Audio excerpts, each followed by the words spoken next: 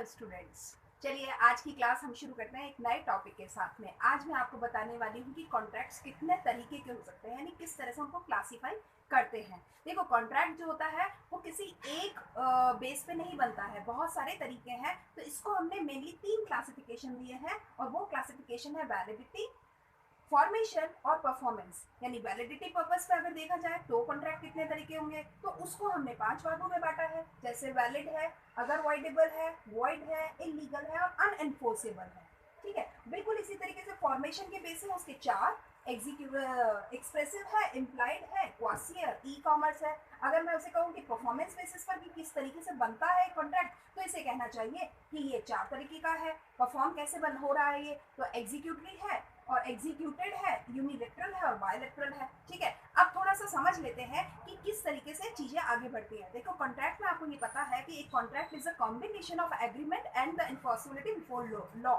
तो अगर कानून का जो एलिमेंट है उस एग्रीमेंट में अगर शामिल हो जाए तो कॉन्ट्रैक्ट वैलिड माना जाता है। तो ये जो वैलिडिटी वाला पॉइंट है, वैलिडिटी होती क्या है ये हमें सबसे पहले समझ में आना चाहिए। देखो, वैलिडिटी बेस्टोज द लीगल अपीयरेंस, यानी लीगल अपीयरेंस, उस एग्रीमेंट में एक लीगल अपीयरेंस आ जाता है, यानी लॉ के सामने उसे पेश किया जा सकता है। ठीक है, और एक वो फोर्स होता है जो इसको अथॉरिटी उस पर गवर्न करता है कि किस वजह से ये वैलिड है और किस वजह से ये नहीं वैलिड है। तो अगर हम वैलिडिटी पर्पज से देखें तो ये कहता है कि validity requires the existence of an experience whereby one can say this is the agreement or this is the contract। ये दोनों के बीच में एक अंतर कराने वाला जो फैक्टर है दैट इज द वैलिडिटी। ठीक है, तो अब थोड़ा सा आगे बढ़ते हैं। अगर बात करें तो क्या ये जरूरी है वैलिडिटी पर्पस पे कि रिटन डॉक्यूमेंट को ही वैलिड माना गया है और ओरल डॉक्यूमेंट को वैलिड नहीं माना गया है? No, it is not certain.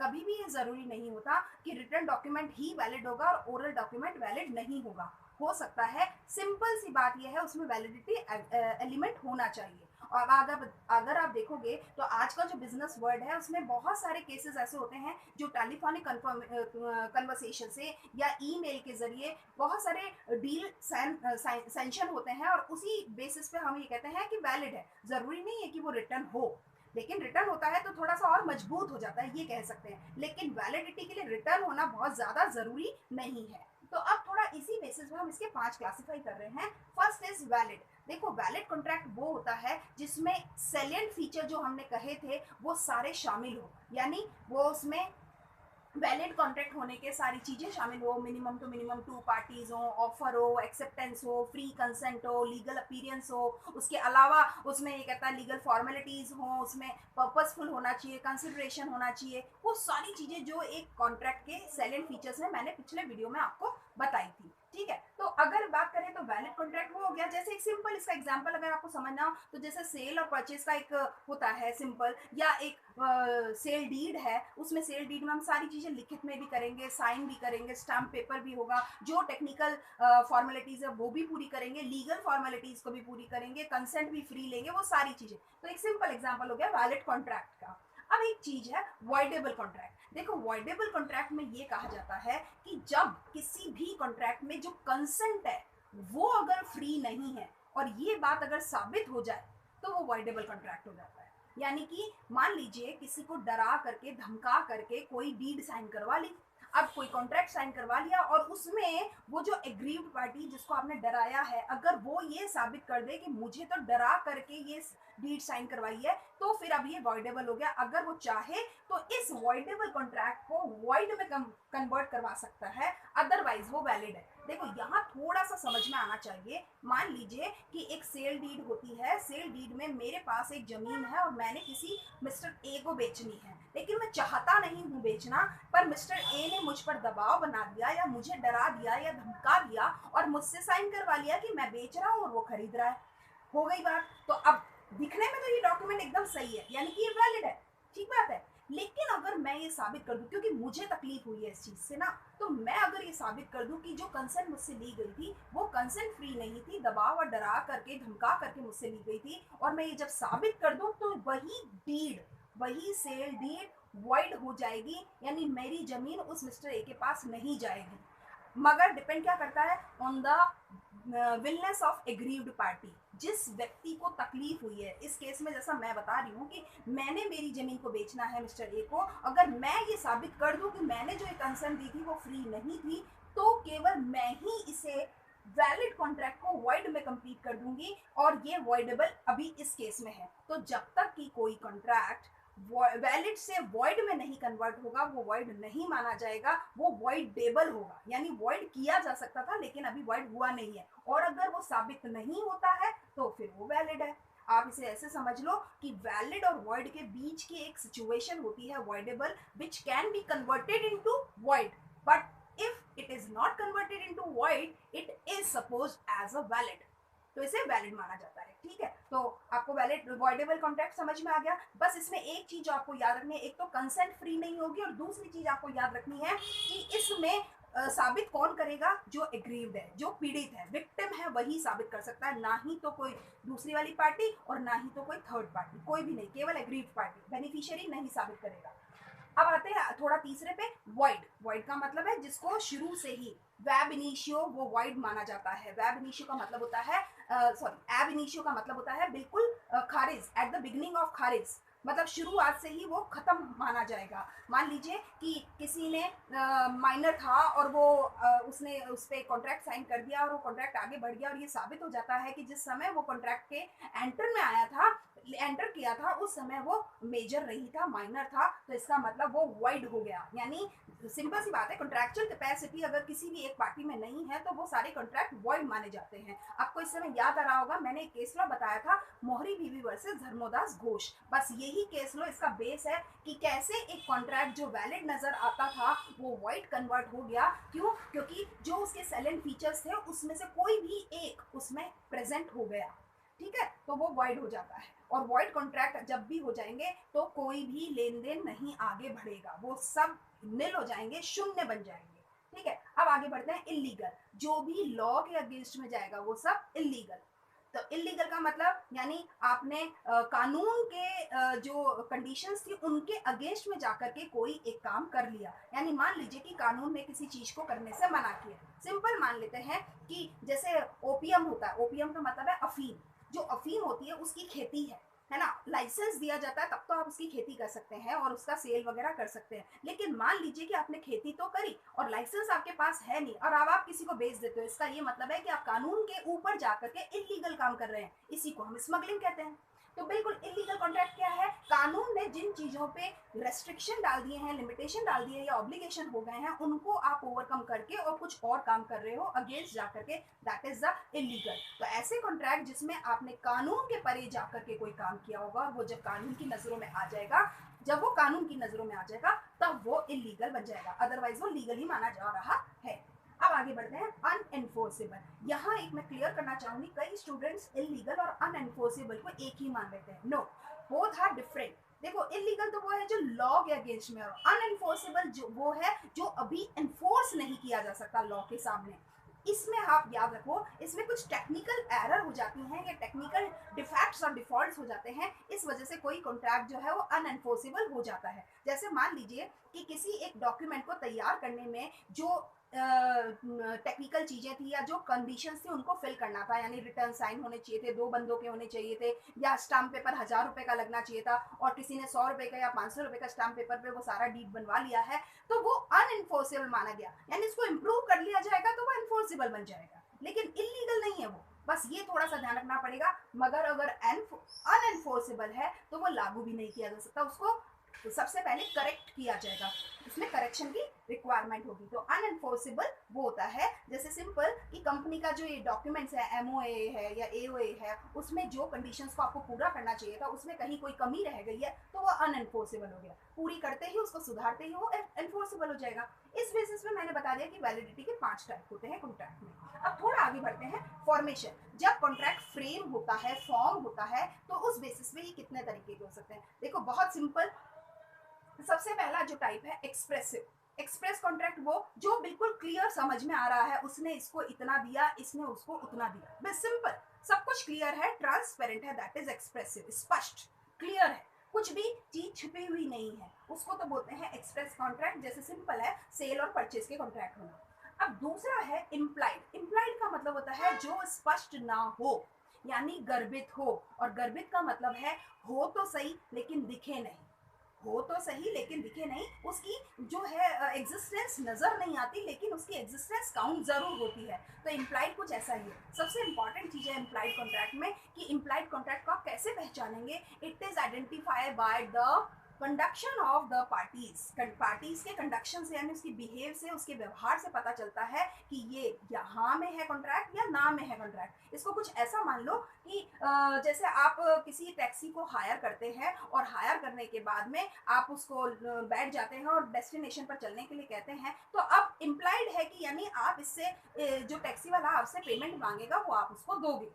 आप बाद में ना नो नहीं कर सकते, ना ऊपर नहीं कर सकते, इसको बोलते हैं इम्प्लाइड, क्योंकि आप इसमें बैठ गए हैं और आप अपने डेस्टिनेशन पर पहुंच गए। तो वो टैक्सी वाला यही मानेगा कि आपको इस चीज से कंसर्न है कि आप जितना पैसा मैं मांगूंगा वो आप देंगे, अदरवाइज आप स्टार्टिंग में पूछते। ठीक है, तो इसको बोलते हैं इम्प्लाइड। अब एक चीज है क्वासी। क्वासी का मतलब क्या होता है? देखो क्वासी में क्या होता है, इंटरवेंशन ऑफ कोर्ट या इंटरवेंशन ऑफ लॉ आता है, जहां पे दो पार्टीज हैं और उन दोनों पार्टीज ने कोई आपस में कॉन्ट्रैक्ट किया तो नहीं, लेकिन कुछ ऐसा अचानक से सिचुएशन हो गई है कि लॉ को या कोर्ट को या लोग बीच में ऐसा बोलते हैं कि नहीं भाई तुम्हारा अब ये कर्तव्य बन गया है। इसको एक सिंपल एग्जांपल मैं बता रही हूँ। मान लीजिए एक सेल्समैन आपके यहाँ पे कोई चीज बेचने आता है, लेकिन वो बेच करके जाए या ना जाए उसकी कोई चीज वहां पर छूट जाती है। जब ये चीज छूट गई है और आपको भी पता चल गया है छूट गई है, तो बजाय कि आप उसको रखते और वो आए उसको वापस दे देते, आपने उसे यूज कर ली। और यूज कर ली, जब सेल्समैन को याद आता है कि अरे मेरी वो चीज तो वहां रह गई थी, वो आता है आपके पास और आपसे वो चीज की डिमांड करता है, तो आप ये कहते हो कि मैंने तो वो यूज कर ली। अब सिंपल सी बात है, जब आपकी वो चीज थी नहीं तो आपने यूज कैसे करी? बस यहीं पे कोर्ट ये कहता है जो चीज आपकी नहीं होती है आप उसे यूज नहीं करते हैं, और अगर आपने उस चीज को नहीं अपनी होते हुए भी यूज कर लिया है तो now you are liable to pay the price of commodity. अब उस चीज की कीमत आपको चुकानी पड़ेगी। बस यही है क्वासी। हालांकि उसने बेची नहीं और आपने खरीदी नहीं, लेकिन फिर भी सिचुएशन ऐसी हो गई कि आपने उसे अगर अब यूज कर ली है तो लोग ये कहेंगे कि भाई तूने अगर यूज कर लिया तो अब सेल्समैन को उसका पैसा दे दे। बस यही इसको कहते हैं क्वासी कॉन्ट्रैक्ट। अर्धनिर्मित कॉन्ट्रैक्ट होते हैं ये, हिंदी में कहते हैं। ठीक है, तो क्वासी कॉन्ट्रैक्ट का भी बहुत मेजर रोल होता है और हमारी डे टू डे लाइफ में कई बार क्वासी कॉन्ट्रैक्ट की वजह से सिचुएशंस हैंडल की जाती हैं।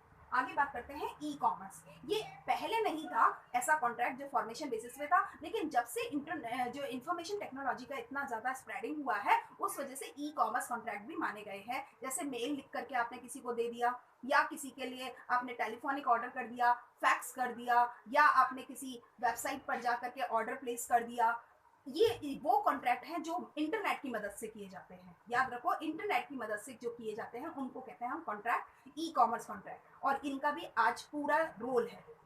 आप अगर किसी वेबसाइट पे जा करके किसी चीज के लिए ऑर्डर प्लेस कर देते हो और बाद में जब वो ऑर्डर आपके पास घर में आ जाता है तो आप ये नहीं कह सकते कि मैंने तो मजाक में ही किया था। नहीं, बकायदा ये माना गया कि आपने इसे ऑफर किया था, एक्सेप्टेंस हुई है और अब आपके पास में ऑर्डर आ रहा है तो अब आप इसका पेमेंट कीजिए। राइट, इसको बोलते हैं ई कॉमर्स कॉन्ट्रैक्ट। ये नए तरीके के हैं, आपको जरूर समझ में आ जाएंगे क्योंकि ये हम आजकल बहुत ज्यादा यूज करते हैं। जब से ऑनलाइन मार्केटिंग हुई है तब से ई कॉमर्स कॉन्ट्रैक्ट का भी बोलबाला हो गया। और इस बीच अगर आपको कोई भी डिफॉल्ट होता है, कोई भी डिसीव होता है, धोखा मिलता है, तो आप उसको बकायदा कानून के सामने ले जा करके उसका कंपनसेशन ले सकते हैं ई कॉमर्स कॉन्ट्रैक्ट के बेसिस पर। ठीक बात है। अब आगे बात करते हैं परफॉर्मेंस बेसिस पर, यानी किसी काम को जब पूरा किया जाएगा, जो कॉन्ट्रैक्ट्स है वो पूरे जब किए जाएंगे तो उस बेसिस पर हम कॉन्ट्रैक्ट्स को कितने तरीके का मान सकते हैं। सबसे पहला इंपॉर्टेंट है एग्जीक्यूटेड, यानी वो कॉन्ट्रैक्ट जो दोनों पार्टीज अपने अपने प्रोमिसेस को फिल कर चुकी हैं। कोई एक व्यक्ति ने कोई चीज बेची और दूसरे व्यक्ति ने खरीदी, तो बेचने वाले ने ओनरशिप ट्रांसफर कर दी और लेने वाले ने पेमेंट कर दिया, तो दोनों ने अपना अपना कंसिडरेशन भी पूरा कर दिया, प्रॉमिस भी पूरा कर दिया, तो कॉन्ट्रैक्ट एग्जीक्यूटेड माना गया, यानी कंप्लीट हुआ हुआ माना गया। यानी ऐसा कॉन्ट्रैक्ट जिसमें दोनों पार्टीज ने अपने अपने प्रॉमिसेस को फुलफिल कर दिया है। एक होता है एग्जीक्यूटरी, इसका ये मतलब है अभी प्रॉमिस पूरा हुआ नहीं है, ये अभी अंडर द प्रोसेस है, चल रहा है, मतलब आने वाले समय में ये पूरा हो जाएगा। ठीक बात है, इसको बोलते हैं एग्जीक्यूटरी, यानी अभी पूरा हुआ नहीं है, दोनों पार्टी अभी अभी अपना प्रॉमिस आधा पूरा किए हैं और पूरा होने में अभी समय है, तो इसको बोलेंगे एग्जीक्यूटरी। जैसे कि अपन कहते हैं, जैसे हायर परचेज सिस्टम पे अपन ने कोई फ्लैट लिया और साइनिंग अमाउंट दे दी और आने वाले 10 साल तक हम इतना इंस्टॉलमेंट देंगे उसका, और उसके बाद में हम उसका मालिकाना हक पूरी तरह से आ जाएगा। ठीक है, पोजीशन तो आज मिल गया मगर ओनरशिप तो आज नहीं मिली ना, तो जिस दिन आप पूरा पेमेंट कर दोगे उस दिन आपके पास ओनरशिप भी आ जाएगी। अब आगे बढ़ते हैं यूनिलेटरल। यूनिलेटरल जो कॉन्ट्रैक्ट्स होते हैं उसमें एक पार्टी ने अपना प्रॉमिस उस एक समय पर पूरा कर दिया है और दूसरी पार्टी अभी प्रॉमिस पूरा करेगी। जैसे हमने कोई ट्रेन की टिकट ली और ट्रेन की टिकट हमने मान लीजिए आने वाले दिन किसी समय के लिए हमने टिकट ली है कि हमें जयपुर से और बॉम्बे जाना है। जयपुर से बॉम्बे जाना है तो जिस समय हमने टिकट काउंटर पे जा करके या ऑनलाइन टिकट पे पेमेंट किया उसी समय अपन ने तो अपना प्रॉमिस पूरा कर दिया पेमेंट करने का। लेकिन रेलवे अपनी सर्विस तब देगी ना जब वो डे आएगा, वो टाइम उस ट्रेन में आप बैठोगे और तब वो आप वहां से एक जगह से दूसरी जगह तक जाओगे। मान लेते हैं कि इसमें कि अभी रेलवे ने अपना प्रॉमिस नहीं पूरा किया है तो इसका मतलब है अभी बायलेटरल है, सॉरी यूनिलेटरल है। यूनिलेटरल का मतलब है एक पार्टी ने अपना काम पूरा कर दिया है और दूसरी पार्टी अभी पूरा कर रहेगी। यूनि का मतलब होता है वन, एक। तो एक व्यक्ति ने पेमेंट पूरा कर दिया और दूसरे व्यक्ति ने अभी अपना प्रॉमिस पूरा करना बाकी है, आने वाले समय पर वो पूरा कर देगा। जिस समय आप अपने डेस्टिनेशन पे पहुंच जाओगे वो यूनिलेटरल जो कॉन्ट्रैक्ट है वो एग्जीक्यूटेड कॉन्ट्रैक्ट में शामिल हो जाएगा। ठीक बात है। इसको आप एग्जीक्यूटरी भी कह सकते हो, इसी को आप जब आप पहुंच जाओगे बॉम्बे तब आप एग्जीक्यूटेड भी कह सकते हो और इस समय आप इसको यूनिलेटरल कह सकते हो। अब आगे बात करते हैं बायलेटरल। बायलेटरल का मतलब दोनों पार्टी ने अभी अभी अपना काम पूरा किया नहीं है, आने वाले समय में वो दोनों पार्टी अपना अपना काम पूरा कर देंगी। किसी ने आधा कर दिया और किसी ने चौथाई कर दिया है, आने वाले समय में वो पूरा हो जाएगा तो वह एग्जीक्यूटेड कॉन्ट्रैक्ट में चला जाएगा। तो इसको हमने रूप दे दिए हैं, कोई ऐसा कंफ्यूज होने वाली बात नहीं है।